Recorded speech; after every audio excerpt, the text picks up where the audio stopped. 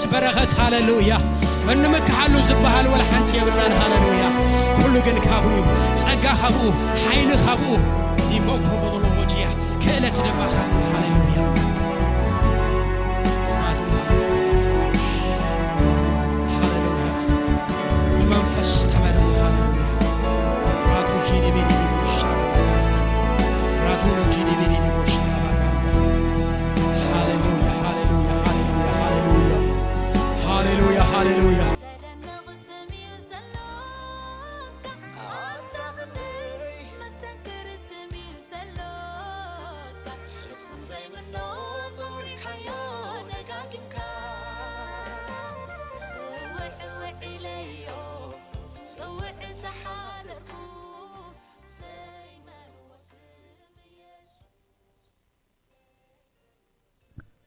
حراي እግዚአብሔር ዝተመስገነ ይኹን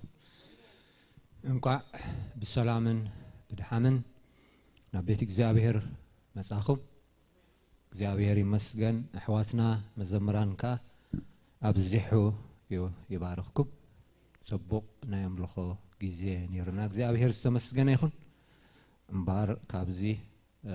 ብምቕጻል በቐጥታ ናብ ቃል ኣምላኽ ክንሰግሪና لو ما عنتي بقى الأملاك زجل لنا حاولنا ممر دانيال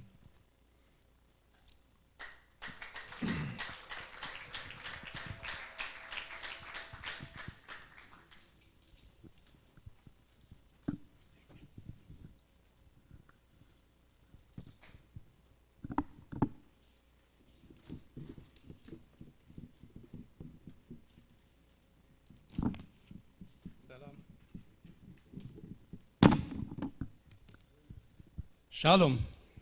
እግዚአብሔር ይመስገን ከመቀኒና كل سلام دي روحوس حدش عامت دونجي خاخي تبلوني اي نبركون አጋጣሚ አብዝናይ ኒው ይር ፕሮግራም ክብርና አምላኽ ይኹን እግዚአብሔር ኣብ ቅድሜኹም ከአኸም ዚ ለደው ክብል ደጊ ምዕድል ስለዝሃበኒ ሽሙ ብሩኽ ይኹን እስኪ ሎሚ ድማ በዚህ ዝቀነየና መንፈስ ካብ ቃል እግዚአብሔር ገለ ክንሪና ኣብዛ ሓድሽ ዓመት እግዚአብሔር በባሮቱ ገይሩ ዘምጻልና ሓደ ናይ ኣዋጅ ቃል ኣሎ ንሱ እንታይ ዝብል እዩ እንታይ ዝብል ዓመተ ምውሳኽ ኣሜን እዚ ድማ ኢልዎም ነቶም ኣብ ዘሎ መቄዶንያ ዘለው ሁላቶም ኣሕዋት ትገብሩ ኣለኹም ግናኸ ኣቱም ኣሕዋትና ኣዝይኹም እና ወሰኽኩም ክትከዱ ንምዕደኩም ኣሎና ዝብል ጥቕሲ መበገስ ኮይኑ እዚ ዓመት እዚ ናይ ምውሳኽ ዓመት ተባሂሉ ተኣውጅልና ኣሎ ብሰማይ ኣሜን እግዚአብሔር ይመስገን እዚ ኣዋጅ እዚ ካብ ሰማይ ዝመፀ ኣዋጅ ብምንታይና ነረጋግጽ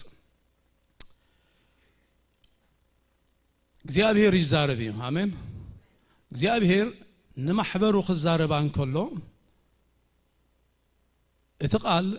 ናመን ይዞምጾ ትምኽሩ ናመን ይዞምጾ እንተይልና ናብቶም መራሕቲ ጓሶት ይሉ ዘቀመጦም እግዚአብሔር ናብኦም ይዘቀምጥ ደምጽ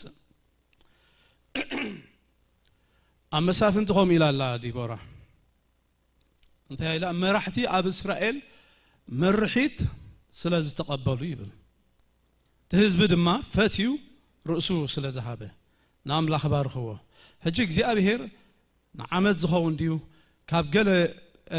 ጉድጓት ትወጻሉ ነገር ድዩ ክደልኝ ከሎ እግዚአብሔር ኣባሮት ይቀምጥ ነቲ ብኦም ኣቢሉ ዝመፀ ኣሜን ኢልካ ምስምማዕ ድማ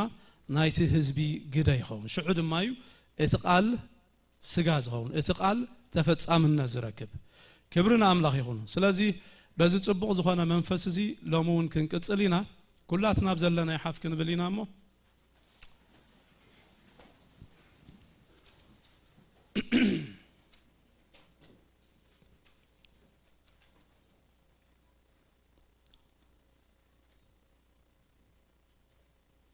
እስከና ጸለና እግዚአብሔር ከአብቃሉ ገለ ነገር ክብለና ሎሚ ነጸበ ቃሉ የሳግር እዩ ከምዚ ዝመዘምራን ክዝምሩልና ጸንሑ ብዙሕ ዘመናት ሓሊፉ እዩ እዛ ምድሪ ካብቲ ስረታት ሒዙ ጥራይ ብዙሕ ዘመናት ሓሊፉ ብዙሓት ነገስታት ሓያላት ዝመስሉ ተንሲኦም የለውን ኣብ መቃብር ኣለዉ ብዘሎ ጥፍኣት ሪኦም እዮም እቲ ጥፍኣት ዘይረኣየ ህያው ኮይኑ ዝነብር ካብ ዘለዓለም ንዘለዓለም ጸኒዑ ዝነብር ንምድሪ ድማ ኣብ መሰረተ ኣጽኒዑ ሒዙ ዘሎ ህያው እግዚአብሔር እዩ ንሱ ትማልን ሎምን ንዘለዓለምን ንሱ እዩ ትትማሊ ዝገበረ ጎይታ ኢየሱስ ሎሙን ኣብ ማእከልና እዩ ሎሙን ህያው እዩ እቲ ዘሳግር እግዚአብሔር እዩ እቲ ክትውስኽ ሓይሊ ዝህብ እግዚአብሔር እዩ ስለዚህ ነዚ መንፈስ ዝስኪ እናሐሰብና ነዚ ቃል ንጸባበ እግዚአብሔር ስቁይሉ ኣይዛረብን እዩ እንውስኸሉ ነገር ክንውስኸሉ ዝግባአና ኣይናይ ሸነኽና ህይወትና እዩ ዘሎ እግዚአብሔር በዓል ዕላማ እዩ ስለዚህ ሎሚ ድማ ንጸባበዮ ጎይታ ሓንቲ ቃል ተዛረበን እስከ ንበሎ ኣብ ውሽጥና ትራንስፎርሜሽን ዝገብር ዘሳግር ዝልውጥ ቃል ሕጂ እግዚአብሔር ባዕሉ ክብለና እስከ ንጸሊ ሃሌሉያ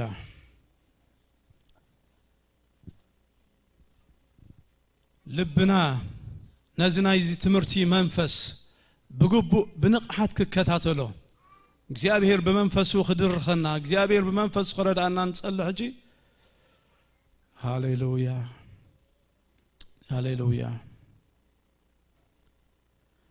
مبغسي تقسنا خام مزمور داويت 7 حدنيو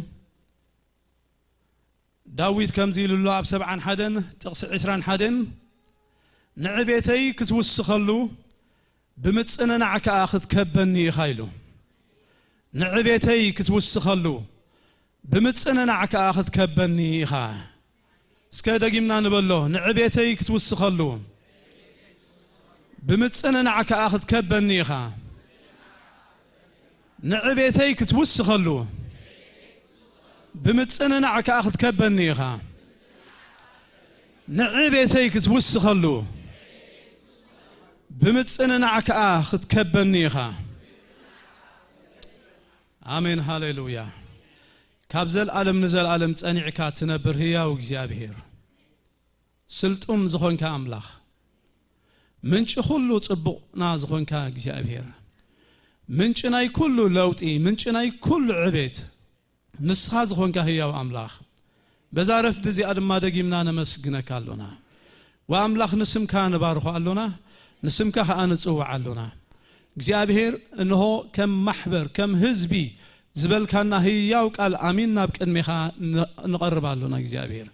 لوم يخن وسخلو زغبا ነገር እግዚአብሔር بيسوس ክርስቶስ ያውስም ከምቲ ተስፋ ዘአተኻልና ወአቦ بيسوس ክርስቶስ ያውስም መውሳኽ ይኹነልና ንብላሉና ምስ ቃል ካን ሰማዓሉና እግዚአብሔር ቃልካ ሐቂ እዩ ስለዚህ ድማ ንባርከካ بيسوس ክርስቶስ ያውስም ሃሌሉያ اسكي أبزلنا يخلنا كن مهارينا يبلوكم نيجهم أبزلنا خلنا اسكي أبزلنا يحنسا منش عين ما ينابلنا نقويتا نزخو منش خلو سناينا منش خلو صبقنا زخونا እግዚአብሔር حد خلته ثلاثه ጊዜ بمزمور كن امانو يناشع خوف كن بلينا منش عين ما منش بركتي منش سلامي منش صبغ فري منش عين معي منش بركتي منش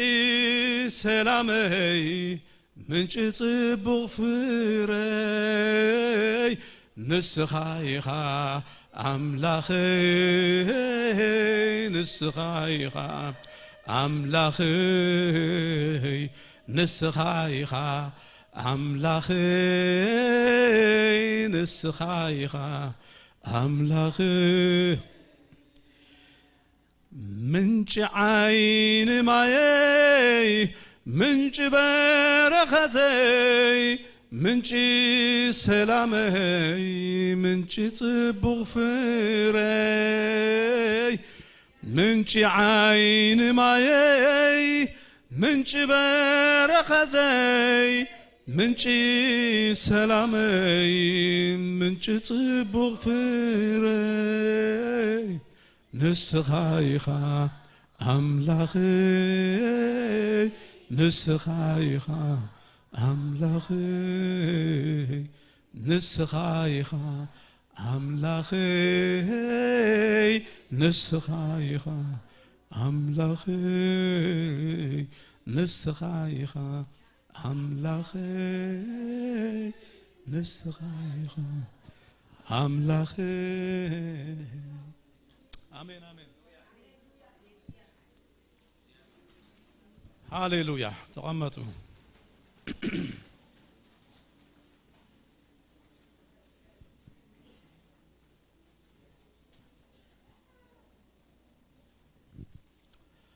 كبرنا أملاخ يخون دقيما نكو عبدحان مساخو مبل يا نايلومي تمرتنا كابزي كم ببوت أنا حكو مزمور داويد 7 حدن وحفشا أوشت تا 7 حدن معرافي زلو تا مور فوكاس غيرنا نزارب لهذا 10 حدن نعبيتي توسخل وتبل بمتصنا نعكا كتكبني خا እግዚአብሔር ይመስገን فقادكم تقولون تا ناي انجليزኛ ድማ خبلا يسكي thou shalt increase my greatness you and comfort me on every side تا every side تبليا زياده ድማ مسيطهنا املاخ مسكن بمصننا ختكبني خا زبل زلو بكل شنخي زبل እግዚአብሔር مسكن بكل شنخنا ህይወትና لومي متصننا زليو متنكاف زليو نجر أيناي شنخنا هيوتناي እግዚአብሔር مسكن داويد بمتصننا كتكبنيخا بكل شنخنا هيوتي كتنكفنيخا كتتنسأنيخا كتوصأنيخا كتساغرنيخا توسخليخا يزبلو زلو እግዚአብሔር مسكن ስለዚህ ናይሎሚ ትምርትና አብዚ አተኪሩ ይኹን ዳዊት ነዝ መዝሙር ዚ ክዝምሮ ሆሎ ብርግጽ ዳዊት እናበልኩ ዛረባለሁ አብታ 70 ሓደን ዳዊት ከም ዘመራ አይተጠቅስና ነገር ግን ብዙሓት ናይ መጽሐፍ ቅዱስ መማህራን ከም ሰማምዕሉ እዛ 70 ሓደን ናይ ምዕራፍ 7 መቀጸልታ ተመሳሳሊ ሐሳብ ይዘሎ ስለዚህ ብቲ ምዕራፍ 7 ዳዊት ዘመራ ስለዝኾነት እዛ 70 ሓደን ውን داويد كم زمرا يسمعوا مالتي እግዚአብሔር مسكن ስለዚህ ዳዊት እናበልና ከይዲና አሜን ዶ ያ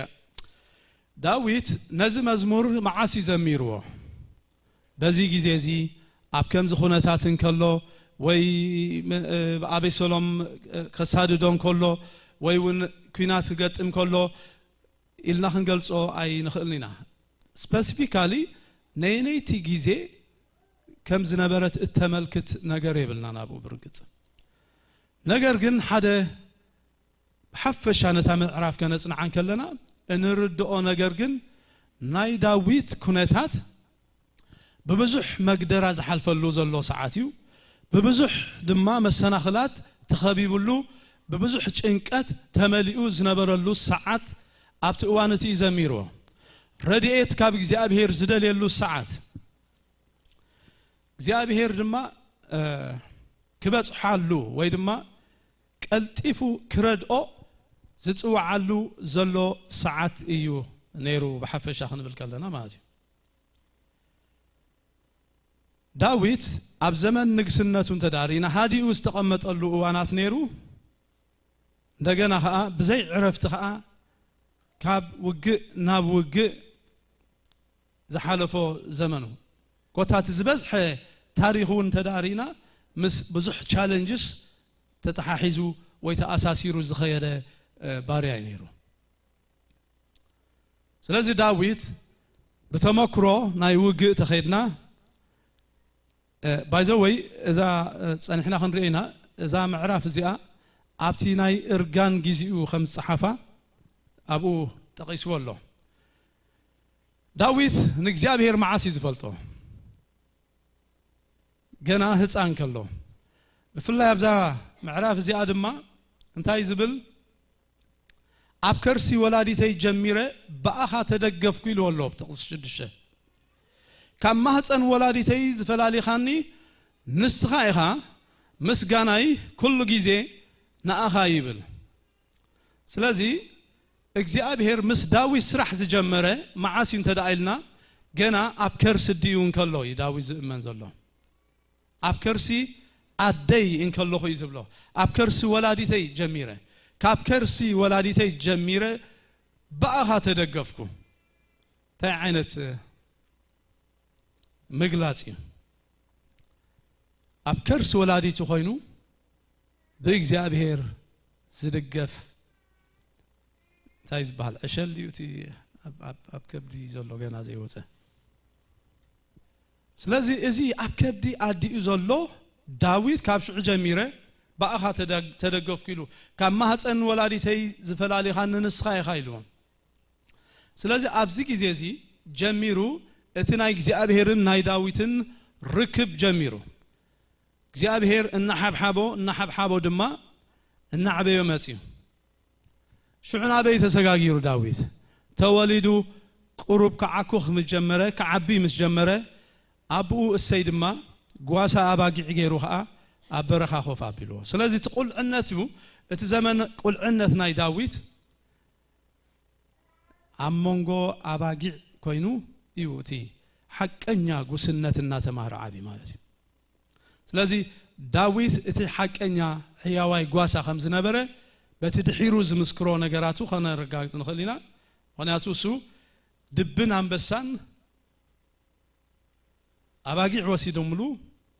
منجاج وأم كفيتو خاب أفهم زحدق زنبرة هت أنك ولا عيخله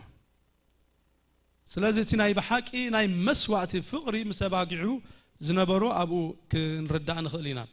جزء بهرجن أبت أوانتي قواسا خوينو كقواس خلون نسو مسؤ خمس نبرة داوود هاب قدامي سامئيل تقيسوا الله قدامي سامئيل معرف عسرت شد الشغن ببيمو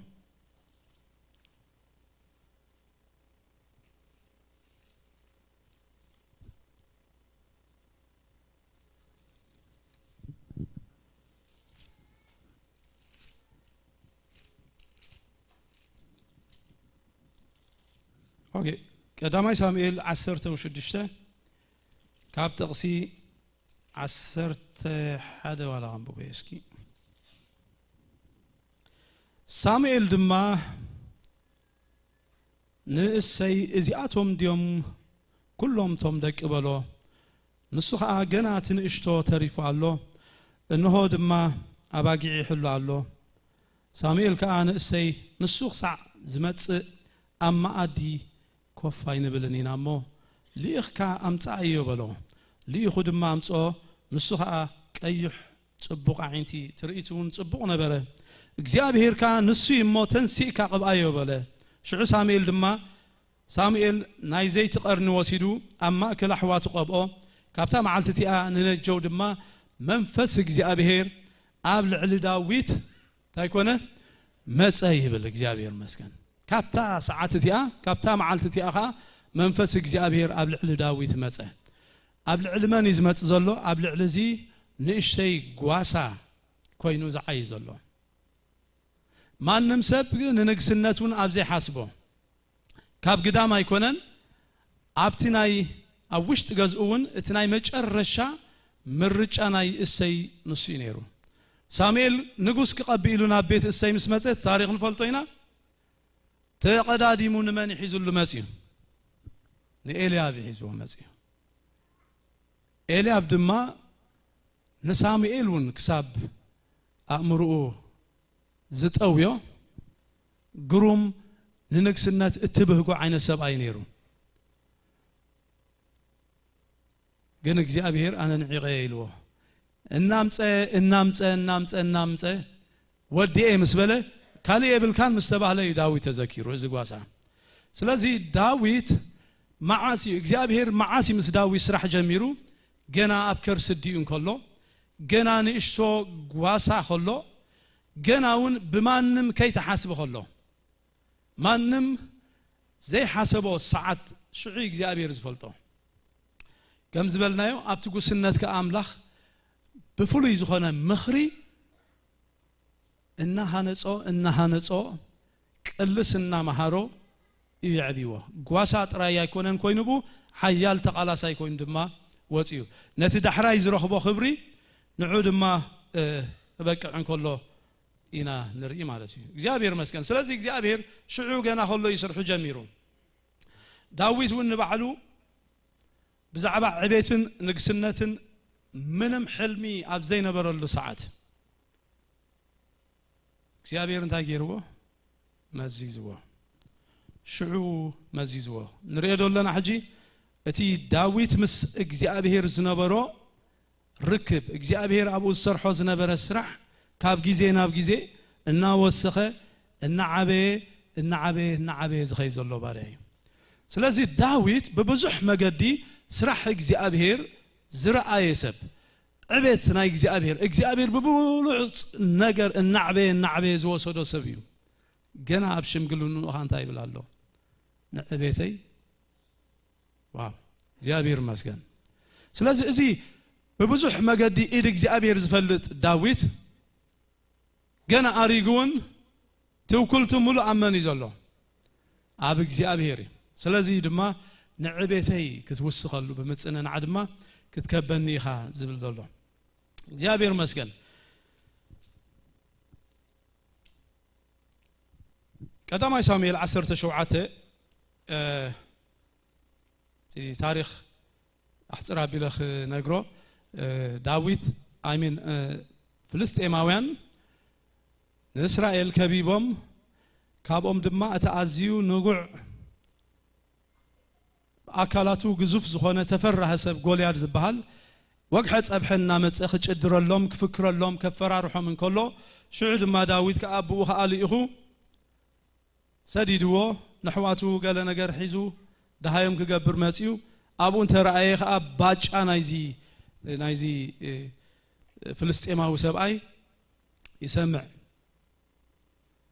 بدحريو داويت ريو نعيقوه اتي ببعال ساول استنعقه اتي ببعال السيابو استنعقه داويت نازي جزوف عبي تريت كوين زولو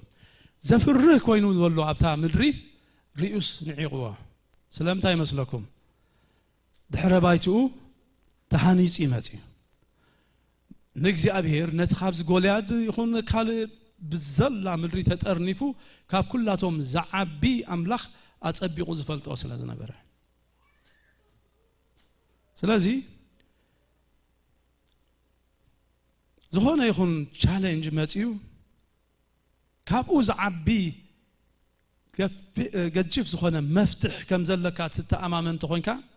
تفرهلو نجر لك هذه يبل كان حكي سلازي داويت كاريوا نجزي أبي رفلتوي نجزي أبي ريامنوي قول يا داب كن ميحجي ولا حنتي قولان سلازي نزب زعنق قط ميلو قتيمو عود ما تقول ناصفو أبو قلنا بتي قدامي ساميل 17 كاب 30 كلتن سنتايلو داويت كأن سأل بزعب عزس لب حادث سبكوا أي شبريلو قليها خيدو مزي فلسطيماو زي خواغا يبلوم ساول دمان داويد نسخا انتايخا دقو مواسكي نسخا قلعاي خايلو نسخا قلعاي خا نسو قنا كام نسنتو جميرو تواغا سبعي يمو مس زي فلسطيماو زي خواغا اخد كيد اي تخلني خابلوم داويد كأن ساول قليها أباقي عبو يقواسي نبره أنبسا ويدبي خابتي مقواس حانت باقي مس وسد دما أنا لدحري وتي قتله كاب عفون أقدفون نبركو مستنسى أنها أبجحم حيزة وقعي قتله نبلكو يبل إجابير ماسكان حسابسكي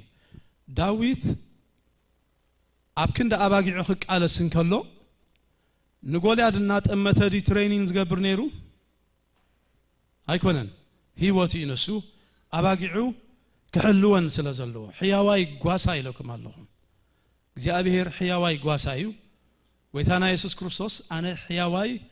ጓሳይ ሉት ሕያዋይ ጓሳሃ ንህይወቱ በጃ አባጊዑ يحلف يزبل كبرنا أملاخ يكون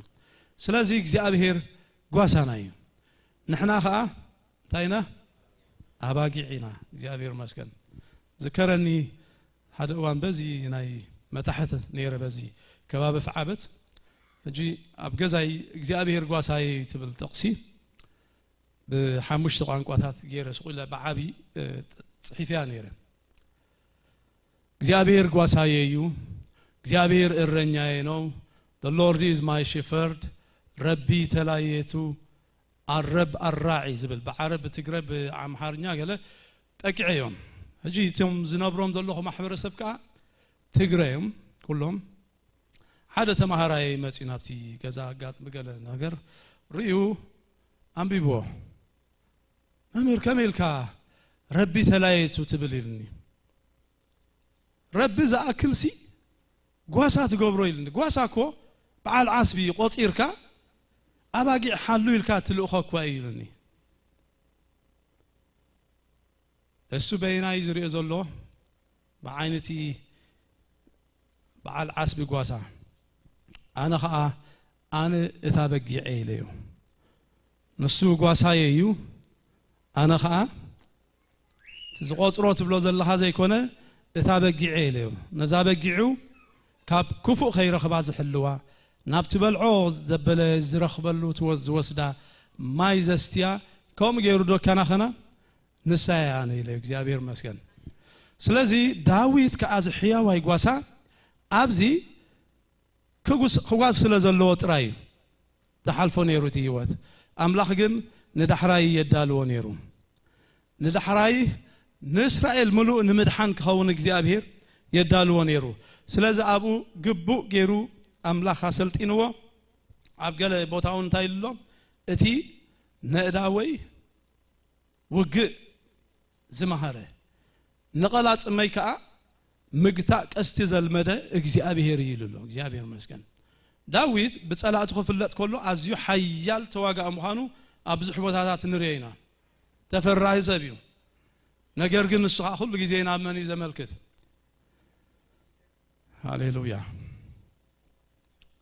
ነእዳወይ ውግእ ዝመሃረ ንቐላጽመይ ድማ ምግታእ ቀስቲ ዘልመደ እግዚአብሔር እዩ እቲ ኣምላኽ ንእስነቱ ሕጂ እውን ኣብ ግዜ እርጋኑ ንሱ ምስ ሓይሉ ከም ዘሎ ይፈልጥ እዩ ዳዊት እናኣረገ እዩ ዝኸይ ዘሎ ዳዊት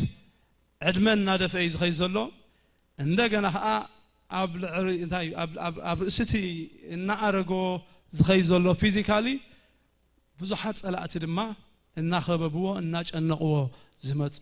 ዘሎ ሰዓት ድማ እዩ ነይሩ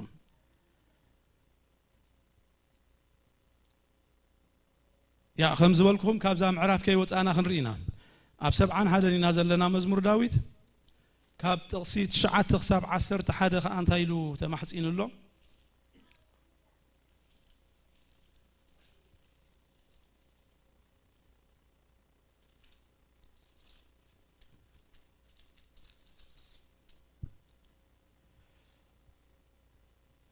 ጸላእተይ ብዛዕባይ ይዛረቡ ኢሉ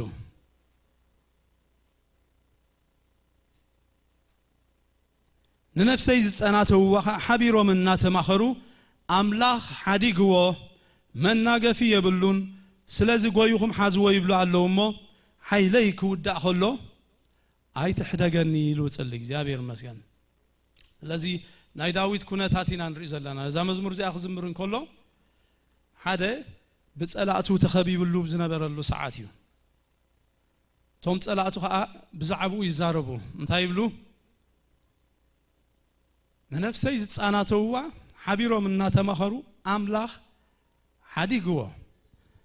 መናገፊ የብሉን ስለዚ ጎይኹም ሓዝዎ ይብሉ ኣለዉ ብጊዜ እርግና ኣይትደርብየኒ እዞም ሰባት እዚኣቶም ኣምላኽ ኣብ ግዜ ንእስነት ጥራይ ነቲ ሓይሊ መንእሰይ ዝጥቀመሉ ዝመስሎም ይመስለኒ እግዚአብሔር ደርቢዎ እናበሉ ክሕዝዎ ዝጓይሉ ዝነበሩ ሰዓት እዩ ንመንም ነቲ ብብዙሕ ረድኤት እግዚአብሔር ዝረአየ ኣብ ህይወቱ እንደገና ከዓ ካብ ክብሪ ናብ ክብሪ እናበለ ከዓ ኣብ ዝለዓለ ቦታ በፅሒ ዘሎ ጅግና ናይ ኣምላኽ ሰብ ዳዊት ብዛዕባዮም ዛረቡ ዘለዉ ስለዚ ጸላእቱ ኸቢቦም ኣለዉ እንደገና ብኩሉ ببزح شنخاتنا هيوت خا قدعات بتصحي والله قاسيل الله أبيناي بارتيو بقوله أتا بزح چنكتن مكران زرعي خاننا يبلاب تتقص عسران عدن مليسكا هيوت كتهبني له كم بحدش دما كم معمق مدري كتوصاني خا شعيو نعبيتيك توسخلو بمصن نعكا كتكبني يخازب الله እግዚአብሔር ይመስገን ስለዚህ بخلو خفالنا هيوتو دما زتتنكفه زقوسله بزح ነገር ተበላሽዎ ይመስል ስለዚህ ሀምታይ ከተውጻኒ ኃይሉ እዛ አበረኽቲ ዝመላለስ ነበረ ዳዊት ጃ ካብ ጉድጓድ ከተውጻኒ ካብ ማዕሙቅ ምድሪ ከተውጻኒ ኢኻ خبل ኮሎንሪ ኣብዚ ናይ እምነት ምውካል ናይ እምነት ትውክልቲና ንሪ አይናይ ክፋልና ህይወትና ኢተጎዲና ዘለሎሚ መቸም ኩሉ ነገር ሰትል ኮይኑ ዘይክኸይድ خእል እዩ ቆም ድማ ያብዛ ምድሪ በሓደ ነገር ገለ ክትከብር ገለኻ በትኻ ድጎተካ ነገር ወይ ድማ ሕቶ ዝፈጥረልካ ነገር አይሳአኒ ናይ እግዚአብሔር ምጽንናዕ እንታይ ዝብሎ ዘሎ ብኩሉ ሸነኽ እግዚአብሔር መስገን بمصنع ختكبني إخا እግዚአብሔር እንተዳ አውጪኡ ስለዚህ ድማ ኢኻ አሜን ኢልካ ختቀበሎ ዘለካ እግዚአብሔር መስገን ኩሉ ጊዜ ነታ አምላኽ ዝበሎ ከምንታይ ንውሰዶ መስለኩም ቆልዓ አብኡ ተዛረቦ حقي امزيا تيلو إلو ولا نفاريت كسر حالكاي تيلو يا امنو ما عاد دا خسر حيز بلاك حقي بيوتيوب دا محلال فنال لومبر حدا غوربيتي نيرو بتعامي تاش مزفوت زخونه صبق ነገር كله مشالو زي مسرح كو يزبلك زخونه ነገር اجي ذكرن بديش نرانا تلفزيون ابغزوم زخونه مس تكنولوجي استتحاز صبق ነገር ريوم نري نيرنا انا دنق انتي مولو زي زلو خونه اندر مسرحنا يكويلو ناتي كونه ناس يقني تندقو بابا سرحلنا سرحلنا يلنا قلعه ابو تيلو إلي እግዚአብሔር መስገን እዚ ድማዩ ኣብቲ መንፈሳዊ ነገር ዘሌና አቦኻን ተዳይልዎ አሜን ምንም ዘጠራጥር ነገር ክህሉ አይግባአኒ መስመማዕ ጥራይ እግዚአብሔር መስገን ናይ ሙሳኽ ዓመትካ እንተ ዳይሉካ አሜን ኢልካ ተቀበል ቡድማ ንርእስኻ ተዳሉ እግዚአብሔር መስገን እግዚአብሔር ኢልዩ ስለዚህ ክውን ንኸውን ግን ንስኻ ድማ ምስትቃልቲ ሕብረት የለካ ንስኻ ድማ እቲ ብሸነኽ ክትገብሮ ዘለካ እና ማላኻ ትኸይድ እግዚአብሔር መስገን ኣብዝና ኢሎም ትምርትና ክልተ ነገር ኢና ክንሪ በሓደ እሙንነት ናይ እግዚአብሔር ከም ዝዳዊ ዝብሎ ዘሎ ኣብ ኩሉ ነገራቱ ፈሪስዎን ከሎ በብዙሕ ነገር ተበላሽዎን ከሎ ነገር ግን እንታይ ኢሉ ገና ንዕቤተይ ክትውስኸሉ ኢኻ ዝብሎ ዘሎ ንዕቤተይ ክትውስኸሉ ኢኻ ኣብ እግዚአብሔር ምሉእ ዝኾነ እምንተሎ ምኽንያቱ ዳዊት ከም ዝበልኩም ገና ቆልዓ ከሎ እዩ ዝፈልጦ ንእግዚአብሔር በብዙሕ ጎደናታት አምላኽ ምስኡ ኮይኑ ዝመጾ ጎደና ስለ ዘሎ ዘጠራጥር ነገር የብሉን ስለዚህ ሎሚ ጸላኢ እንታይ የውሪ ብዛዕባኻ ጸላኢ ብዛዕባኻ እንታይ የውሪ ተስፋ ኸቁርጸካ ኢሉ ውድቀትካ ይኹን ድኻምካ ይኹን ድሰኣንካየ ነገር ከም ጻልካ ዝፍትናሎ ንገሮ እግዚአብሔር ህያው እዩ እግዚአብሔር ቲ ንዕቤትና ዝውስኽ አምላኽ ሎሙን አይተለወጠን ክብር ንስሙ ይኹን ስለዚህ በብዙሕ ሸነኻትና ህይወቱ ጉድአት በጽሕወሎ ኢልና እንደገና ዕድሚኡ ኸኣ ከይዱ ኣብ እርጋን ገጽ እዩ ዘሎ ዛናይ መጽሐፍ ንባዕላ ዛ መጽሐፍ 71 እንታይ የሚለውማ ዘሎ እስኪ ናይ ሓድሽ ትርጉም ወይ እዚ ኣርእስቲ ዝህብ ወይ ኣብ ስልክኹም ዝሓዝኩም እንታይ ትብላታ ናይ ኣረግቶት ኣቤት ጸሎት ሓደ ኣረጊት ሰብኣይ ስለዚህ እዚያውን ምስክርና ዳዊት ኣብ ሰዓት እዚ ብዕድመ ጸጊቡ ሸይቡ ደኺሙ ዘለወሉ ሰዓት እዩ እግዚአብሔር ግን አይደክምን እዩ داويد كجبرلو أبزي كل ساعات بتصحي خون خاليو جنا جن توكلتو سلزفلت نعبيتي كتوسخ له يخا سسعة كوي كوانا نزي أبيك زي أبيهر تمر كيسكا التجبرون نجر زبز حكاية زبلة بملو بوعي تطوعي تبل عبيت كاز وسخ زي أبيهر قالو زي أبيهر مسكن سلازي نعبيتي كتوسخ له لومي متسنن عزل ليو كفال ناي أكلاتنا زي تقول إيه خفال نجرنا انتايو زي أبيهر بقون إيدو خداسس هياوي كبرنا شو ميخون سلازي ازي كم زي لخلو عبتي يا انتاي لو زلو بزا 70 حدن بجيزي ارغنا انتاي تكبرني له اي تدربيني له عبت شعتن 10 حدن حيليك ودا خلوها اي تحتاجني خناتو اقدم انا غيركم نيره صلاتنا داويت بزعبا داويت زغلصو نجر كهلو خليو ازي كو عبد انكان يحضرنيو اما اخل سراويتيو اذا حيال تواغايو زيكو شحز قتلي لنز درفالو الله زيكو قندز نغسات سعري تبايلو الله تي اسماء تدرديرو والله بزناي زمننا ناي معارق سلطان ناي وتادراوي I don't know ام تايم بس حداويت بتيس تغوناصف عوتات ግን ካብኡ ተወኪሉ ነው ነዚያቶም ኣነኮ እዝን ሰዓርኩ ኣነኮ እዚ ክንብል ኣይንርአኒና እዚ በሙሉ ዓወታት ዝመጻውን ኩሉ ግዜ ከም ዳዊት ገይሩ ኣብ እግዚአብሔር ዝተወከለ ሰብ የለን ኣብ እግዚአብሔር እናተወከለ ስለዚ ክሳዕ ዝደለኹም በጽሑ ብኩሉ ዓይነት ጽፍሒ ህይወት ነገር ግን من مخانوتي نعوذ بكعكم إن حسبكم موكالكم ممليسي وسخ እግዚአብሔር መስገን ስለዚህ ደማይ ኮም ምዝኻውኒው እቲ ምንጪ ካብቲ ዘይውዳእ ስለዝኾነ እና ፈልፈለ እና ወስኸ ይኸይዳ ቢወትካ እቲ ምንጪ እግዚአብሔር እንተዳ ኮይኑ ኣብቲ ኣተኣማማኒ ነገር ኣው ኢኻ ዘለኻ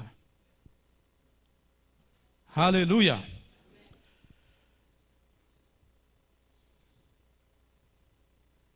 ስለዚህ ዳዊት ዋላ አንተ አረገ አምላኽ ንእስነቱ እቲ ገና ካብ ንእስነቱ ዘይገደፈው እግዚአብሔር ንሱ ከም ዘይተቀየረ ይፈልጥ እዩ ዳዊት ያሪጉ ዘሎ እምበር እግዚአብሔር አይአረገን ዳዊት አሪጉሎ ዳዊት ደኺሙሎ እግዚአብሔር ግን ከም ቀደም እዩ ሃሌሉያ ኢየሱስ አይግና አሜን ከም ቀደም ካይኻብሉና ነይሩ መዘምራን ኢየሱስ አይተለወጠን እቲ ትማሊ ዝገብር ዝነበረ ሕጅውን ንሱ እዩ ንሕና ግን እንታይ ያለና ኣብኡ መወካል ስለዚህ ተሓደ ክፋል ናይዚ ህይወት ንሪኦ ዘለና እቲ ምውሳኽ ብእግዚአብሔር ዝተባህለ ውሕስነቱ ምሉእ ሪስፖንሲቢሊቲ ዝወስድና እዚ ነገር እዚ እግዚአብሔር እዩ ዕቤት ዘወስኽ ኣምላኽ እዩ ስለዚህ ንሕና ኣብኡ ምውካል ጥራይ እቲ ምውሳኽ ድማ شعو مسرحي بمتن تستጸጋዕ ካዮ بمتن ነገራት ካሕሊፍካ ዝሃብካዮ ብኡመጠን ካ ትምጽንን عنا ህይወት እቲ ለውጢ እቲ ዕቤት ካ እናወስኸ እናደፍአ ይኸይድ ኣብቲ ዕቤት ካ ብለኩም ጸንሐ ዳዊት እኮ አቤናይ ክብሪ ይበጽሕ ዘሎ ዝገና ማንም ዘይሓሰቦ ሰብሲ ከመይሉ እናዓቤት ቤት ዳዊት እንታይ እንዳኾነት ከደት ይብል እና በርተዓት ከደት ቤት ሳኦል ካኾም በአንጻሩ ስለዚህ ካሎ ዲክላይን ገብር ከሎ ንሱ እናዓቤ ዝኸይ ዘሎ ሰብ ስቲል ከአንታይ ንዕቤተይ ክትውስኸሉ ይኻ ዝብል ምክንያቱ እግዚአብሔር ኮም ያ እግዚአብሔር ንዕቤትና ዝውስኽ አምላኽ እዩ ክብሪ ንሱም ይኹን ስለዚህ ምጽንና እንደገና ምጽንና ኃይሊ እንደገና ኃይሊ ብርታዕ እንደገና ዝውስኽ በረኸት ክብሪ ናይ እግዚአብሔር መመሊሱ እናወስኸ ዝኸይድ ነገር እዩ ስለዚህ ኣብዚ ዝውስኽ ነገር ዘይቋርጽ ዝዛሪ ነገር አቡ ምውካልና ያ አይተጋገናን ኣብቲ ትኽክለኛ ቦታ ድማ ኢና ዘለና ስለዚህ ንቐጽለሉ እሱም ዝኸውን ድማ ይሽዑ ኃይሎም በአኻ ዝኾነ ልቦም መገድኻ ዝሓስቡ ሰባት ውፃን የሚን ካብ ኃይሊ ናብ ኃይሊ ይኸዱ እግዚአብሔር መስገን ናይ እግዚአብሔር ነገር زي قارص منشي ስለዝኾነ እናወሰኽካ ክትከይድ ዝገብር ሃሌሉያ ስለዚህ ናይ አምላኽ ኃይሊ ዕቤት እናወሰኸ ዝኸይድ እምበር ዝውዳ ኣይኮነን ሎሚ ድማ እንተስ በብዙሕ እንተስ ብሒደት መድሓን እግዚአብሔር ኣብ ህይወትና ዝረአና ሰባት ኢና አምላኽ ካብ ብዙሕ ነገር ዘናገፈና ዘውፃና ሰባት ኢና ገና ድማ እዚ ምንጋፍ እዚ ስራሕ እናቀፀለ ዝኸይድ ነገር እዩ እቲ ዝውሰኽ ከዓ በየናይ on every side ኢልዎ አምላኽ መስገን ብኩሉ ሸነኻት ናይ ህይወትና እግዚአብሔር መስገን ስለዚህ እዚ ዳዊት እዚ እምባር ብዙሕ ምስ ሓለፈ እንታይ ኢሉ ዘሚሩ ኣሎ በመዝሙር ረኽብላ ወእግዚአብሔር ኃይለይ እፍቅረካየ እግዚአብሔር ሲኸውሐይ እርደይ መናገፍየይ አምላኸይ ዝሃድመሉ ጸቅዐይ ዋልታይ ቀርኒ ምድሓነይ እንደገና እስኪ ወእግዚአብሔር ኃይለይ እፍቅረካየ እግዚአብሔር ሲኸውሐይ እርደይ መናገፍየይ አምላኸይ ዝሃድመሉ ጸቅዐይ ዋልታይ ቀርኒ ምድሓነይ ወእግዚአብሔር ኃይለይ እፍቅረካየ እግዚአብሔር ሲኸውሐይ እርደይ መናገፍየይ አምላኸይ ዝሃድመሉ ጸቅዐይ ዋልታይ ቀርኒ ምድሓነይ ሃሌሉያ ሃሌሉያ ሃሌሉያ እግዚአብሔር መስገን ስለዚህ ዳዊት አብዛ አምላኽ እዚ ተወኪሉ እናወሰኸ ይኸይድ ነይሩ ገና ድማ ኣብቲ ጊዜ እርጋኑውን ኣብ ዕቤት እግዚአብሔር ንዕቤት ከም ዝውስኽ እናተኣመነ ድማ ሓሊፉ ሃሌሉያ ስለዚህ ዕቤት እናወሰኸ ዝኸይድ እዩ ዘቋርጽ ነገር የለን ምንጩ እንተዳ ኣብቲ ትኽክለኛ ኣብቲ ቅኑዕ ምንጭ እንተዳ ህሊና ዘይቋርጽ በረኸት ዘይቋርጽ ክብሪ ዘሎ ኣብ ቤት አምላኽ እግዚአብሔር መስገን ምውሳኽ ድማ በት ሓደ ሸነኽ ድማ ሕጂ ናይ እግዚአብሔር ፓርት ርኢና ክትውስኽ ከለኻ ከዓ ባእኻ ሸነኽ ከዓ ገለ ክትገብሮ ዘለካ ነገር እሸይ ክትንቅፍ ሞ ክውዴ ዳዊት ብምሉእ ምውካል ኣብ እግዚአብሔር ፍሉይ ዝኾነ እምነትን ትውክልትን ነይርዎ ስለዚህ እዚ ሓደ ክፋል እዩ ምሉእ ስራሕ እግዚአብሔር ዝሰርሖ ንስኻ እንታይ ጥራይ የለካ ትድቅስ ኣብ ሕቑፉ ትውከሎ ወግሐ ፀብሐ ትውክልትኻ ኣብኡ ይኸውን እግዚአብሔር ድማ እናወሰኸ ይኸይድ ተኻልኣይ ድማ ምውሳኽ ማለት ንቕድሚት ገጽካ መኻድ እዩ ኣብቲ ዘለኻዮ ቦታ ዘይምጽናሕ እዩ ወሲኹ ትብሎ ሓደ ሰብ ኣብቲ ናይቲ ማልኡ ክትረኽቦ የብልካን ሓቀይ ብገለ ነገር ፍልይ ኢሉ ካብቲ ዝነበሮ እንደገና ደሊቡ ወይ ንቕድሚት ከይዱ ተረኺብካዮ እሱይቲ ምውሳኽ ማለት ስለዚህ እዚ ካልኣይ ክፋል ናይ ምውሳኽና ድማ ብመንፈስ ቅዱስ ተደጊፍና እንገብሮ ነገራት እዩ ነዚ ጳውሎስ ንጢሞቴዎስ ዝሃቦ ሓደ ሓሳብ ኣሎ ንእሽተይ ኣብአን ትንክፋ ቢለኸ ውዴ ቅድሚኡ ግን ጳውሎስ ብዛዕባ ገዛእ ርእሱ እንታይ ኢሉሎ መስለኩም ኣብ ፊልጵ 3 ካብ 12 ክሳብ 14 ፊልጵ 3 ካብ 12 ክሳብ 14 ጳውሎስ በብዙሕ ስራሕ እግዚአብሔር ዝተጠቀመሉ ምልስ ኢሉ እቲ ዝኸዶ እቲ በጽሒዎ ዘሎ ነገር ክርኢ እንከሎ ከምዚ ኢሉ ክእመን ንርኢ ኣነ ነቲ ንኡ ክኸውን ብክርስቶስ ኢየሱስ እተረኸብኩ ምእንቲ ክረኽቦ ንቕድሚት እደፍእ ኣለኹ እምበር ቅድሚ ሕጂ ከም ዝረኸብክዎ ወይስ ቅድሚ ሕጂ ፍጹም ከም ዝኾንኩ ኣይኮነን ኣሕዋቴ ኣነ ብርእሰይ ከም ዝረኸብክዎ ኣይመስለንን ኣሎ ሓደ ነገር ዳ ኣሎኒ ኣብ ድሕረይ ዘሎ እናረሳዕኹ ነቲ ኣብ ቅድመይ ዘሎ እናተመጣጠርኩ ናብቲ ሕንጹጽ ዕላማ ኣቢለ ናብቲ ዓስቢ ዓወት ናይ ላዕሊ ጽዋዕ ኣምላኽ بكريستوس يسوع يقوي الله خير جابير مسكن تاي خاي خلاي كفال نتي الله خايو خونه نتي زمص خايو ነገር ከይጠመትካ ናበይዳ ንቅድሚት ጥራይ እናጠመትካ ትጓዓዞ መንፈስ ቅዱስ እናደገፈካ እዚ ትማል ዝነበርካይ ቦታ ሓሊፍካ ይኽትከይድ ትኽእል ማለት እዩ እዚውን ስራሕ መንፈስ ቅዱስ ነገር ግን ሐቂ ይድማ በመንፈስ ቅዱስ ተደግፍና እንሳገሮ ነገር እንወጾ ነገር እዚዩ ስለዚህ ጳውሎስ እንታይሉ ነቲ ኣብ ድሕረይ ዘሎ እናረሳዕሁ ነቲ ኣብ ቅድመይ ዘሎ ኸ እናተመጣጠርኩ ምምጥጣር ከአየለና ከም በዓል ዮናታንን ጋሻ ዛግሪውን ከይዶም ናብቲ ግንቢ ክድይቡ ከለው እንታይ ዝብል እና እስከታ ትግርኛ አምጻለይ እና ተቆናጠጡ እግዚአብሔር መስገን ንቅድሚት ገጽካ ድማ መኻድ ፍሑኽ ምባል ሙሳኽ ድማ ተኸላኢ ክፋል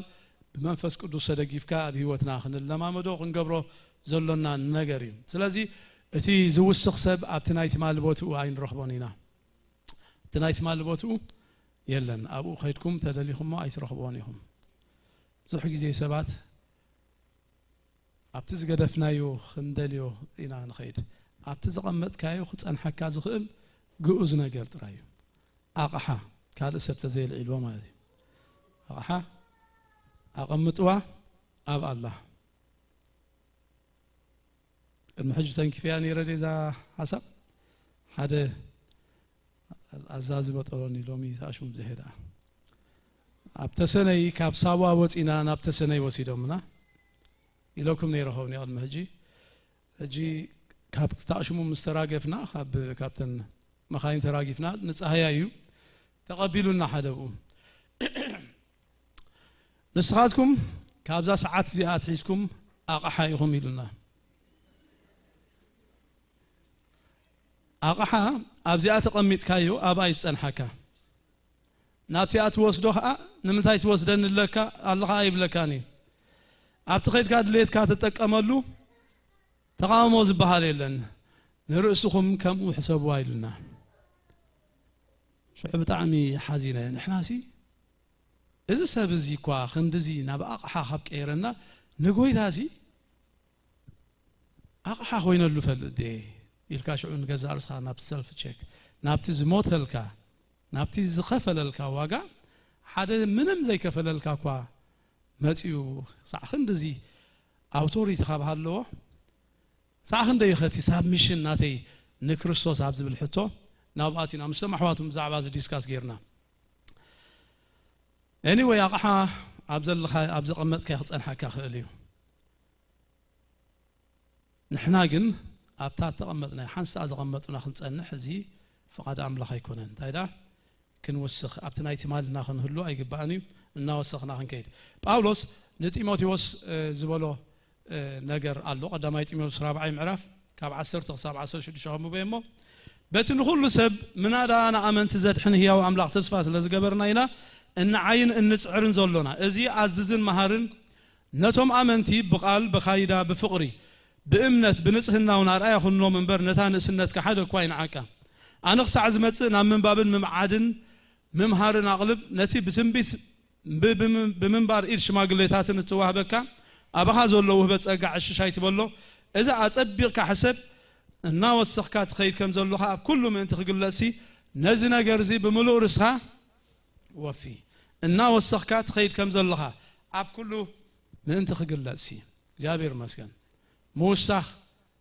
ناوسخ كام خاد እንደገና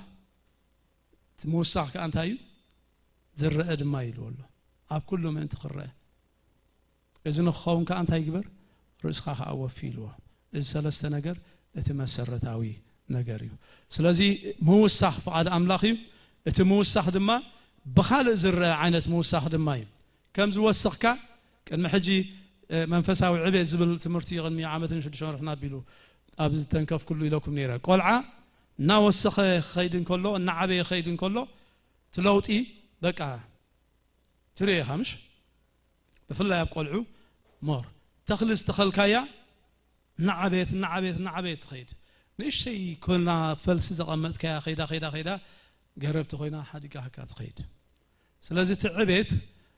زرق نجر مخانو إنا نرئي مالتي سلازي باولوس انتايلوم تيموثيوس كوس خلو زقبؤو نجرات أبو تقيسل الله بقالي لو بقال أرآياهن نتن كل مستنتمن ديو أبت مجرشة الناو السخكات خيد كم زلها أب كل من تقلسي نزنا جرزي نزبل كابو ملؤ تاي رسخا وفيلو بقال أرآياهن لو خما قالي تيموثيوس من السين كوانت خنا نجرجن أقل قاليو مرحبة كريستيانيو قواسايو سلازي اتززاربو خصع خندي الدوب زخونه الزربه بقال ارآيا كخون كم زقبو قال كان تدا زيت ارنيبو ويدما بقال كا بتتوصو زربه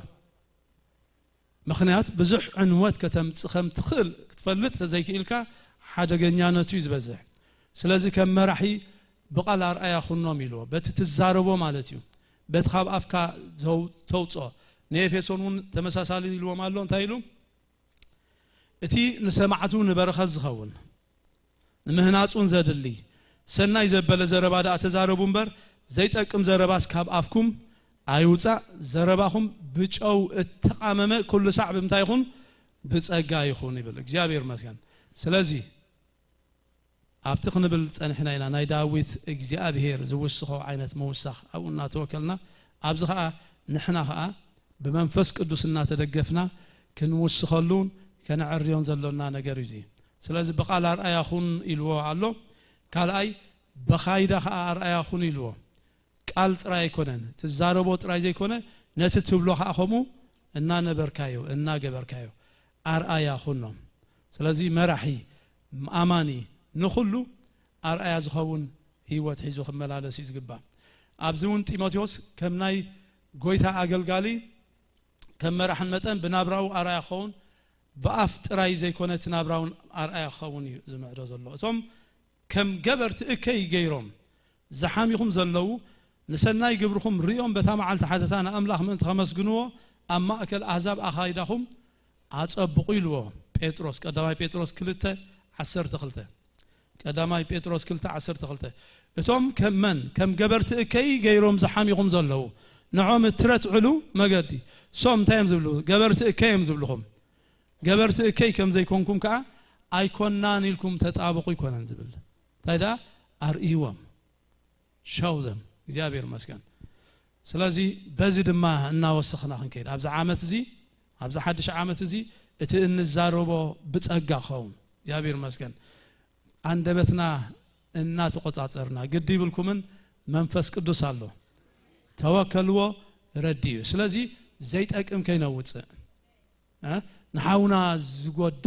تسفا زقرص زيكونه تايدا انكارج زغبر زبرتع نقدمي زوسد كالاي امزبلنا بغبر خاخمو ارآيا سالساي بفقري ارآيا مخانيلو بفقري ابزول باسترون صبو يرو تسالونكي كمهرنا هولو شعتن كيفوي بفقري فقرها بغبر تغلص يا سلازي بز ነገር زاريا خونيلو بناي فقري حونات قناي لو قداماي سلونكي 4 مريح تقسنا تقصت شعته بناي فقري حونات قنا نسخاتكم بعلاتكم نحدكم نمفقر كاب املاخ تمهيركم يخم الله نصحف لكم هاي ليكم من يزبل ነገር ግን ገናኻቱ ማህዋትና አዚኹም እናወሰኹም ክትከዱ ንምዕደኩም አለና ስለዚህ እቲ ብናይ ፍቅሪ ሕውነት نحد حدكا مفقار ازي ازيخا እናወሰኽካ ክትከይድ فقد املاخي بامنت ارآيا خوني لولهم ክርስትና ናይ እምነት ጉዕዞ እዩ ዛምነት ድማ ኣብ ኩሉ ገጻትና ህይወትና እትረያ ስለዚህ ኣብ ኩሉ ኹነታት ዘይትልወጥ ጽንዕቲ እምነት ሒዝና ክንመላለስ ነዚ ድልዋት ወይ ድማ ክንውፈ ይግባና ያ ምስ ግዜ ኸይድ ሓነይ ብንጽህና ርአያ ኹን ኢልወሎ شاد شيء بمنباب ممعاد ممهار نابون أغلبي لله أموداتها نتوهبت سجى حدث كايلو تقيسوا له بمولان قاسيلنا نصنعين ازي اب هيوتنا ان وسخنا له كنكيد እግዚአብሔር ዝደልዮ ነገር እዩ እና ወሰخካ تخيد كم زلخا بخلو نأنتي تلوتي زرقة لزخونة جابير مسكن ناوسخ كات خيد كم زلخا أب كله من أنت خجل لأسي نزنا جرزي بملؤ رأسها وفي لذي أبتي موفاي زليو رأسنا كنوفي زي فقد أملاخي أبتي موكل أبتي بروميس نايجي أبير أبو نوع حسكات أنيكا أبو موكل خد اللي خلها نوع نكبر سلازم داويد نذكره داويد كساعة زمن زشمقل أب عبيت إجزابير أب كقلة إجزابير أب بروميس نا إجزابير تمركسو زنبر سبيه سلازم دمايو كساعة متشرشو سعيره سطرا يكونن داويد نايتهم بدحري زمصو نغستات كلهم كم معقني ناي هيوت كوينو إنا نرخبه كم أبو داويد تملالسه بمجد أبو داويد كاي تملالسن تباهيلو زي تصحيفلنا الله كبرنا أملاخون سلازي تي بእግዚአብሔር توكلنا نوسخو ነገር እዚዩ ተخلاي ድማ بمنفس ቅዱስ ተደጊፍናኻ تي أب هيوت كنገብሮ زلونا نجر نزي قويتا يدقفنا بتسجان بفلتات قويتانان مدحانينان يسوس كريستوس دا عبيو نو حجن مع الزلال من كبري يخون نايبل كبرنا الشوم يخون عبزلنا يحفن بل Thank you Lord Hallelujah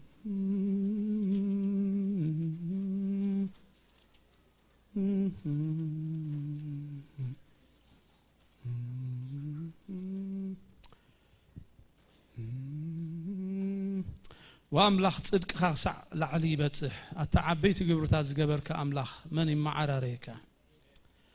اتا بزح ጭንቀትን መከራን ዘርኤኻና መሊስካ ህይወት ክትበኒ ከም በሐድሽ ድማ ካብ ማዓሙቕ ምድሪ ከተውፃኒኻ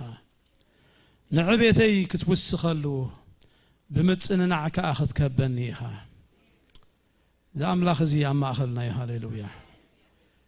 هاليلويا نعبيتنا زوسخ أملاخ هبتي زنبرنا يوخن هلو تيقدف أبزعاتنا يو قد قواد زوتس أملاخ مزنان نزل ليو خفالنا هيوتنا ززنن أملاخ أما أخلنا يا هاليلويا هاليلويا اسكي لومي خا نتأمنه نعبيتي كتوسخلو اسكن بالله بمصننعك اخذ كبني خا لومي ايناي كفالنا هيوتنا يتغودي زلو كاب املاخ اندليو انصبيو ነገር كنت ያለው إيد እግዚአብሔር نمدحان حصار አይኮነን هاليلويا هاليلويا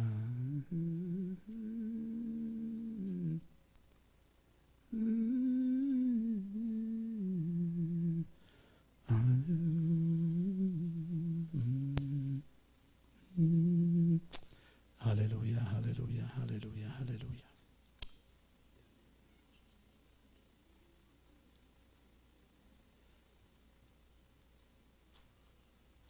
كابزل عالم نزل عالم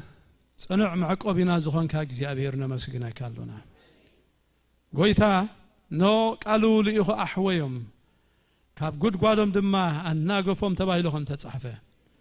لومي እግዚአብሔር ነፍስ ወከፍና ዝኸውን ሓንቲ ቃልውን ትኾነ እግዚአብሔር ስለ ዘቀመጥ ካብ ልብና ካብ ጉድጓድና እንወጻሉ እግዚአብሔር ንቅድሚት እንደፍአሉ እንውስኸሉ በኃይል እንብርታዓሉ በጸጋ መመልስና እንድልበሉ እግዚአብሔር ቃል ሎሚ ስለ ተዛረብካና በኢየሱስ ስም ነመስግነካሉና ወአምላክ ደጊምና ኸአ አእዳውና ናበኻነ ልዕላሉና በኢየሱስ ክርስቶስ ስም ሎሚ ምትንካብ ዘልዮ ነገር እግዚአብሔር አይተለወጥካን ስለዚህ ንጽዋዓሉና ንስምካ ጸዊዐ አይሐፍርን ተባሂሉም ተጻፈ በኢየሱስ ክርስቶስ ያው ስም እግዚአብሔር አቦ ስምካ ንጽዋዓሉና لو ما عنتي እግዚአብሔር معرة يخون ريفورميشن يخون እግዚአብሔር ريستوريشن يخون أما أخذنا بيسوع كريستوس سم نو كومفورت تقبر منفس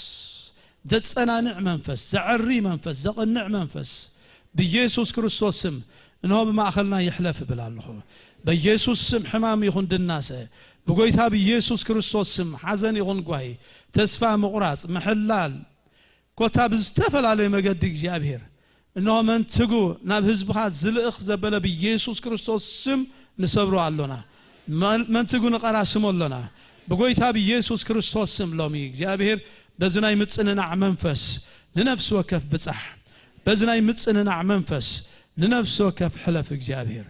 موسخ يخون بلالونا كم تبقال كازبل كان እግዚአብሔር ناي موسخ عمتنا إذا عمت زي نبارخ كادم مالونا بخلو دايمنشنا هيوت موسخ يخون بلالونا بيسوع كريستوس ياو سم آمين እግዚአብሔር يبارككم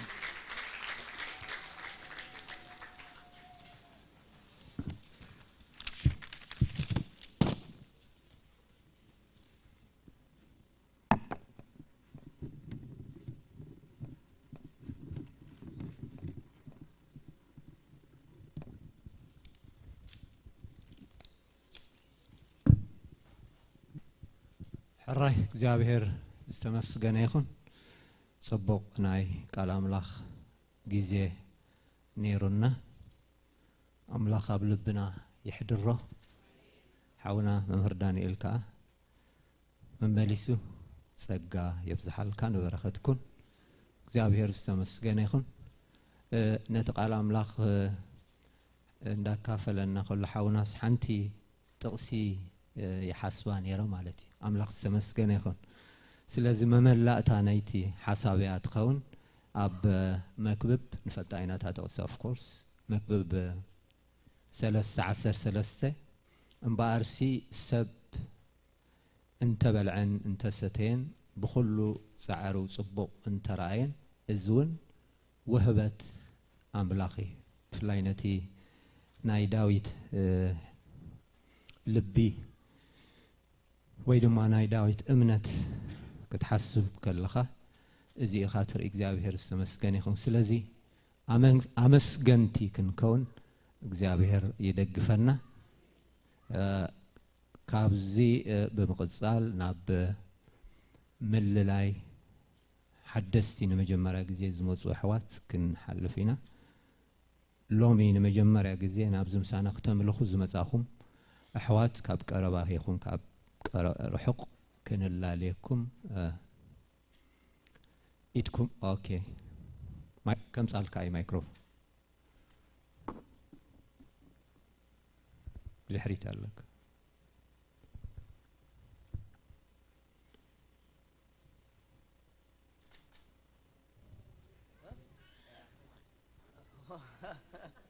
بدي حريت بتله بزي كيراو متيني حراي كم يحديركم እግዚአብሔር مسكن متكل ذراي بهال كاب يوغندا ينا متينا ايدنا بعلت بيتي كوب صني حق ندحريت كيداله اوكي ويلكم نقعد بدحانم سلام المصاخه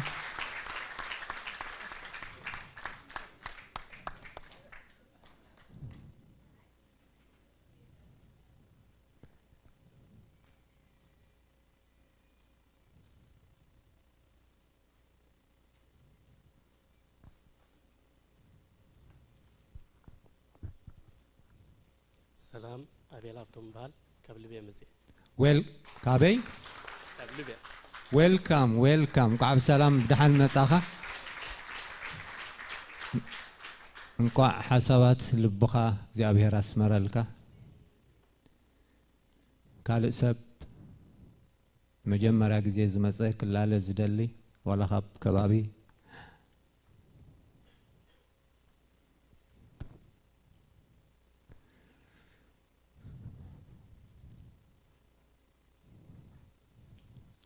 حراي انت زيل بقطتنا بمتنبهتا كنكيدينا اتي ديلي ابزي تاش مغبرالي سلازي تي ديلي ات سومناوي مان سومناوي وي ورحاو خنبلو نخل እንገብሮ ንጥፈታት ኣብዚ ኣሎ ካብ ዝኽተም ብቦት ኸሊኹም እቲ ገለገለ ብዚ ተወሳኺ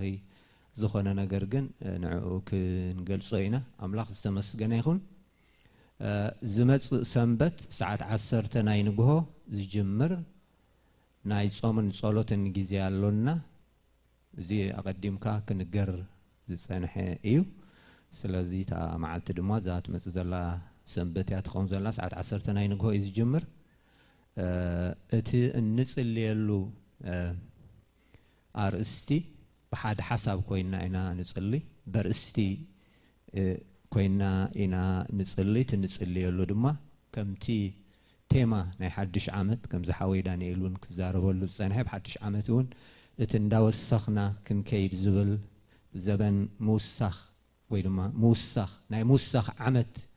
زبل تيما حزنا نعينا كن بزي أرسزينا خنصلي ስለዚህ እነዚህ እንዳተዳለኹም ሁሉ ክትቀኒዩ ንላቦ ካለ ምንባብ መጽሐፍ ቅዱስ አቀዲሙ መቸም ከም ዝተነገረና ናይ ወርሒ ተዋሂብና ከም ዘሎ ኩልና ንፈልጥና ማለት እዩ በቫይፐር ይተላይኹ ስለዚህ እሱ ድማ ግቡእ ምክትታል ክንገብር ስለዝኾና ኣመወዳእታ ድማ ብኸመይ መንገዲ ከም ንግምግሞ ደሓን ቀሲልና እንተኣሽም ንገብረሉ ግን እዚ ሲሪየስና ሒዝና ያዘለና ማለት እዩ ስለዚህ ነፍስ ወከፍ ብዝተኻለ መጠን ነቲ ተዳሊ ዘሎ ንባብ ከንብብ ንላቦ ማለት እዩ ካልእ ድማ ብዙሓት ሓደስቲ ኣለኹም ገናውን ኣብ ናይ ሆም ሴል ውን ዘይተጠርነፍኩም ኣሕዋት ኣለኹም ስለዚህ እዚ ድማ ካብቲ መሰረታዊ ቤተክርስትያን ኣዝያ ተሰርሐሉ መንገዲ ስለዝኾነ ማለት እዩ ስለዚህ መንፈሳዊ ህይወትና ንህነጸሉ በቀረባ ድማ ዕድል ንረኽበሉ ምስ ኣሕዋትና ክንዘራረብ ببزح من قد خن التهانا نسألو نخيل زلنا تسقاون نحواتنا زخون نماقللو أدل سلا زفتر أب زقربكم مس كونتاكت غتقبرو حاتي كتحاتو من البات أبي بوتا خمزة لخمون عنا ونتنجيركمنا نحناون أب كم زعم السلة بوتا هوم سيل على الليل ناون كنحبروكم سلا نخيل بزون كنتابعكم ندلي كابزي بمقصال لحن باستر بعلي بل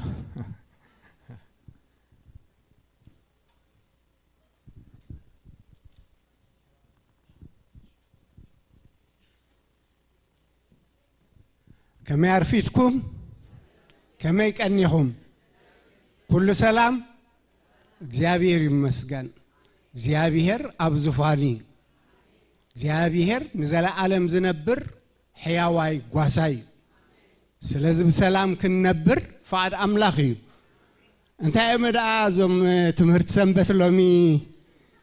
ሳንዴይ ስኩል ናብዝ መጽለው ስለዚህ መብዝሕትና ምናልባት ፈልጥና ክንከውን ንኽእሊና ናብኣኸም መጽእ ብፍላይ ዛ መንባብ መጽሐፍ ቅዱስ ትብልግና ንእሽቶ ኹስኻ ኣብዛ አብርሃም ዝበላ ሓሊፋትን እንዲያሞ ተዳራሪቡን እንዲሞ ኢልና ንዓመታ ኣይንወዝፎ ዓመት ሙሳኽ እንዲኹን ውስኽ እንተኾይና ክንበልዕ ኣለና ክንምገብ ኣለና ቃል አምላኽ ምግቢ ንስጋና እኮ ቁርስ ድዩ ምሳሕ ኣይንሰግርን ኢና እኮ هو ስለዚ አንዝወና ስለዚ ቅንጦና እታ መንፈስና ኻን ቃል እግዚአብሔር ያጸመቅ ክትሰብሕ እንተ ኮይኑ ስለዚህ ክሳብ ሕጂ ዋላ ዘይጀመርና እንተሊና ሎም ዕለት 11 ንጀምር ኣብዝ መጽ ዓመት 11 ጥር ንውድእ በቃ ነታ ዝወደለትና ነታ ሰገርና እናመላእና ኢድና ኸይሃብና ተታሒዝና ንኺድ በዚ እግዚአብሔር ከአኽረድ አናይ ናይ በሐቂ ቃሉ የንጽህ ቃሉ ይመርህ ቃሉ ከም ሐውስ ለዝኾነ ዘሎ ገፈል መፈል ይልቁምጽ ይበልዕ ግን ሸዋህትና ከፈት زيادة معاشي شوهاتنا زخفت እናበላዕና ክንከይድ ከለና ናተመገብና ክንከይድ ከለና እግዚአብሔር ይመስገን ስለዚህ ለምጽቡቅ ዜና አለና ክብርና አምላኽ ይሁን አው እግዚአብሔር ሰናይ አምላኽ እዩ እግዚአብሔር ከአኽውስኸልና ፈትይሎሎም በዝመዳይ ዝ ማለት እዩ ናይ ብዙሓት ጸሎት መልስ ስለ ዝኾነ ፍላይ እግዚአብሔር ንደቅና ከዕርፎም ደቅና ክብል ከለኹ ንመንእስያት ማለት እዩ ነዞም ሓዳር ዘይገበሩ እግዚአብሔር ከዕርፎም መጻምድ ክህቦም ንጸልንዲና እግዚአብሔር ዝዘከሮም እግዚአብሔር ዝረድኦም ኣብ ውሳኔ ዝበጽሑ ኣብ መንጎና ኣለዉ ማለት እዩ እግዚአብሔር ይመስገን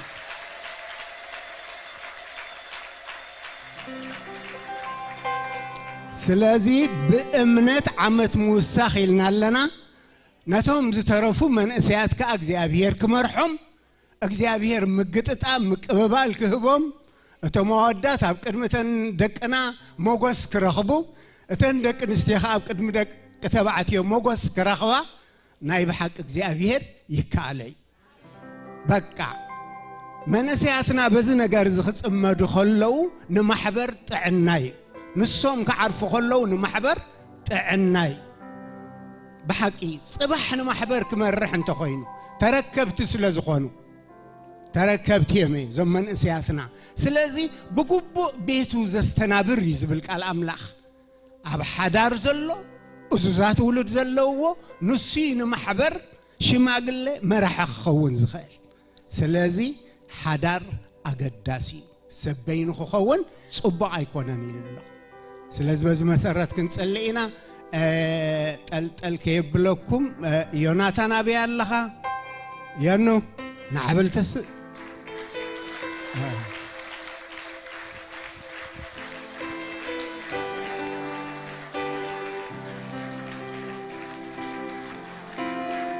እግዚአብሔር ይመስገን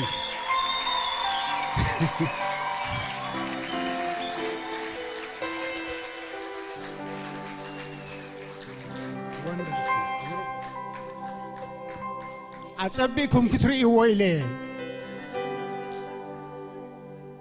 أشي رئاي اللي خون بربرحو ترأس يعني راوري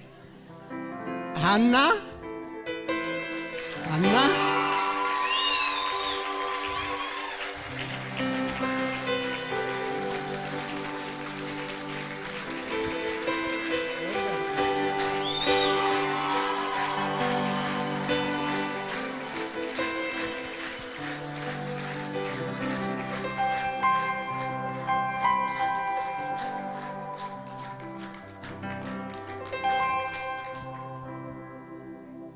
እግዚአብሔር ስለዛ አረፈም ክብርና ዛ አምላኽና ይኹን በዕልልታስክ በምስጋናስክ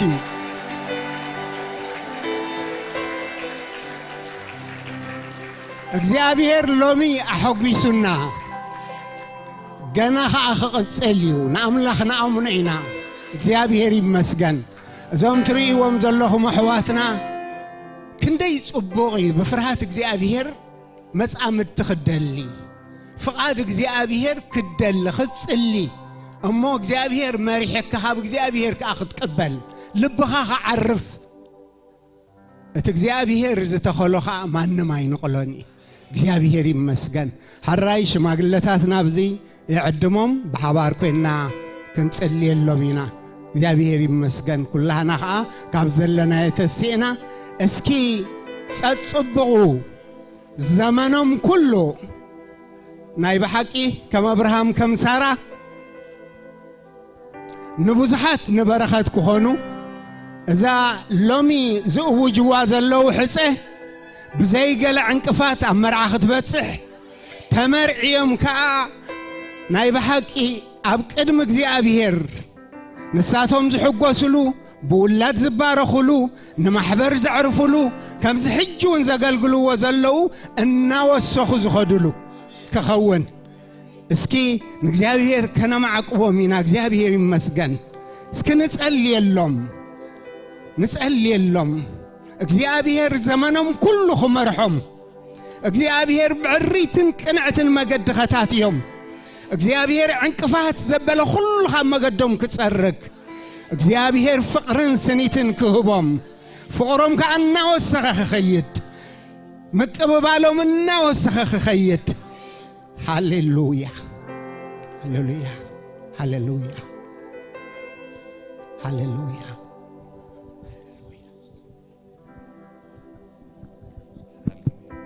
ኢየሱስ ጎይታ እዩ እግዚአብሔር አቦ ነመስግነካ ኣለና ጽቡቕ ነገር ንዒንትና ስለ ዝረኣኸን ክብርን ህባለና ምንጭ ሁሉ ጽቡቕ ምንጭ ሁሉ ሰናይ ንስኻ ኢኻሞ ክብርን ህበካ ኣለና እግዚአብሔር ስለ ሰናይካ ተመስገን ስርዓትካ ዘበለ ሁሉ ሰናይ ሞ ክብርን ህባለና እግዚአብሔር ሰናይ ሞ ምሕረቱ ድማ ንዘላለም ይነብር ሞ አመስግንዎ ስለ ዝበለ ሰናይ ስለ ዝረኣኻና ነመስግነካ ኣለና ንስምካ ድማ ንባርኾ ኣለና እግዚአብሔር ከቤት እግዚአብሔር ብሽም ኢየሱስ ንባርኾ ኣለና ስርዓትካ አብኦም ክፍጸም ስለ ዝፈተኻ ተመስገን እግዚአብሔር ሰናይካ አብአቶም ክወር ስለ ዝፈጸመ ተመስገን እቲ ዝጀመርካ ድማ ክሳዕ መወዳእታ ትውድኦ ንስኻ ኢኻሞ አባኻ ንምሕፀና ኣለና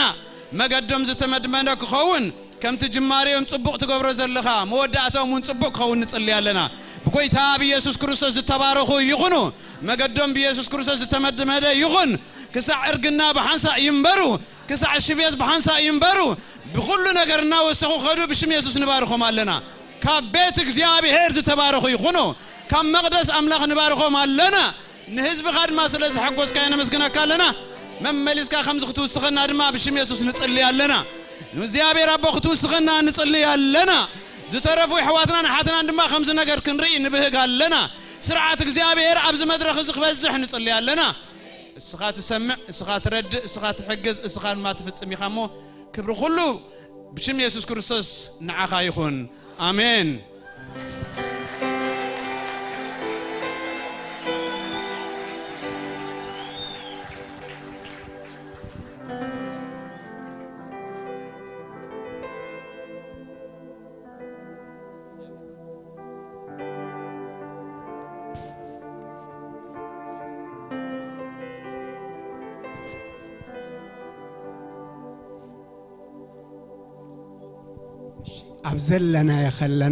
أبزلنا يا خلنا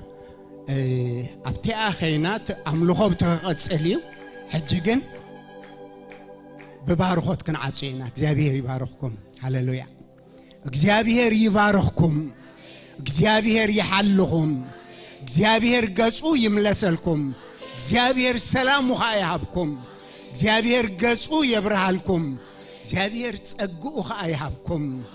ናይ ጎይታና ኢየሱስ ክርስቶስ ጸጋ ናይ እግዚአብሔር አቦ ፍቅሪ ናይ መንፈስ ቅዱስ ሕብረት ምስ ነፍስ ወከፍኩም ይኹን አሜን እግዚአብሔር ይባርክኩም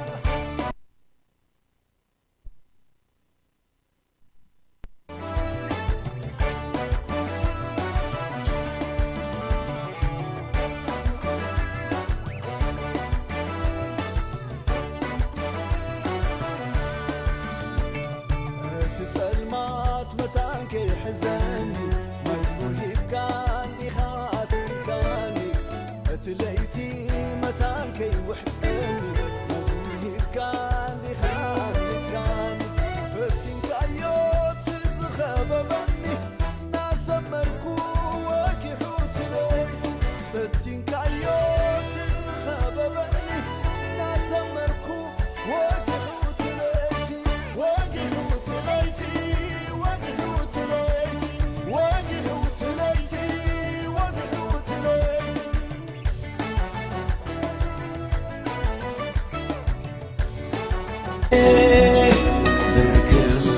كن يولدا نبصع فنون يعرفا كم زبلك قالوا زنبرقق نيسوس آمينو تصوروا يلكس كم قمت تبت